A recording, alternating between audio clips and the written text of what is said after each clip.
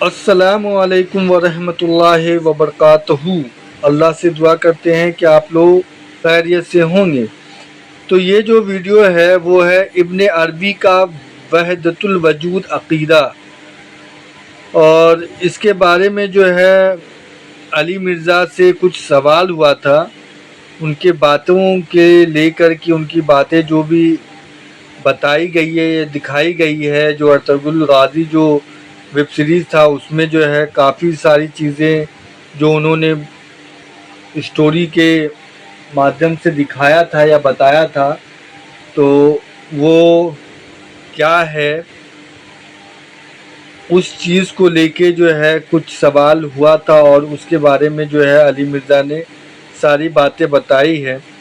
تو آپ دیکھیں اور دیکھیں کہ ابن عربی کا جو عقیدہ ہے وہ کیا تھا، اور اللہ سے یہی دعا کریں کہ اللہ ہم سب کو ہدایت کا راستہ دکھائے، اور سارے مسلمانوں کا جو ہے وہ عقیدہ جو ہے اللہ اور اللہ کے رسول پر ہو، اور ہم سب سے جو بھی جانے انجانے میں غلطی ہو جائے اللہ معاف فرمائے، آمین ثم آمین۔ وحدت الوجود کا جو عقیدہ ہے اس کو آپ کفر و شرک مانتے ہیں کہ نہیں مانتے؟ وحدت الوجود کا عقیدہ پہلے کوئی بریف کرے گا، جس طرح ڈاکٹر اسرار صاحب تعویل کرتے تھے، تو وہ تو کفر نہیں ہے۔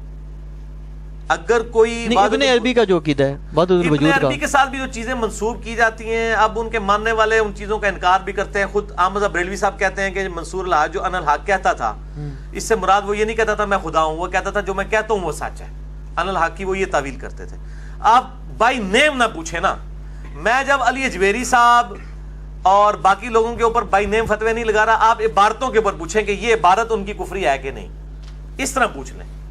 ابن عربی کی کئی عبارتیں کفریاں ہیں، ابن عربی کی باتیں کفری ہیں جی ہے۔ تو جن اہل حدیث علماء نے جید جو بڑے بڑے گزرے ہیں بزرگ، انہوں نے جو ان کے وہ قصیدے لکھے ہیں، جی جی، تو اہل حدیث کو میرے رشتہ دار ہیں۔ نہیں اسماء و رجال والے بھی تو آپ کے ہیں نا رشتہ دار؟ کیا اسماء و رجال والے؟ کون اسماء و رجال والا؟ ابن حجر جو ہے وہ اتنا سخت خلاف تھا ان کے محی الدین ابن عربی کے، بلکہ انہوں نے تو مباہلہ کیا تھا، اور وہ مخالف بندہ مر بھی گیا تھا، مباہلہ جیت بھی گئے تھے، وہ ربو ہی جیت گئے سن، ہار بھی سکتے سن، مباہلے کی کوئی اصل نہیں ہے۔ تو میں جو ہے جو وحدت الوجود کا اگر کوئی عقیدہ لیتا ہے نا کہ اگر بندے کے اندر اللہ حلول کر جاتا ہے، اور اللہ اور مخلوق ایک ہی چیز کے دو رخ ہے، اور مخلوق جو ہے وہ اسی میں سے نکلی ہوئی ہے، تو یہ تو کفر ہے، یہ تو لم یلد ولم یولد ولم یکن لہ کفوا احد کے خلاف ہے۔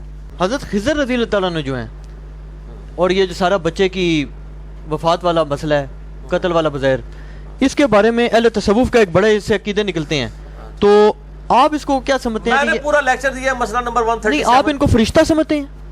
لیکن کوئی کلیئر نہیں ہے، فرشتہ بھی ہو سکتا ہے، پیغمبر بھی ہو سکتا ہے۔ اچھا، فرشتہ اس اعتبار سے کہ اس میں کہتے ہیں میں نے جو کچھ کیا اپنی مرضی سے نہیں کیا بلکہ اللہ کے حکم سے کیا۔ یہ دعویٰ یا پیغمبر کر سکتا ہے، یا فرشتہ کر سکتا ہے، یا غلام احمد قادیانی دجال کر سکتا ہے۔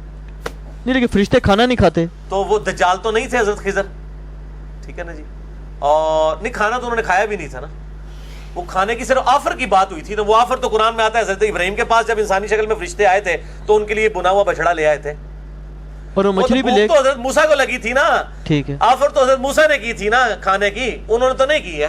نہیں، اور وہ جو مچھلی لے کے چلے، کیا چیز وہ شروع میں جو آتا ہے مچھلی لے کے چلے تھے، تو مچھلی بھی حضرت موسیٰ علیہ السلام لے کے چلے تھے نا، وہ خضر کے کھانے کے لیے تو نہیں تھی، خضر کے لیے تو نہیں تھی، وہ انہوں نے ہی کھانی تھی۔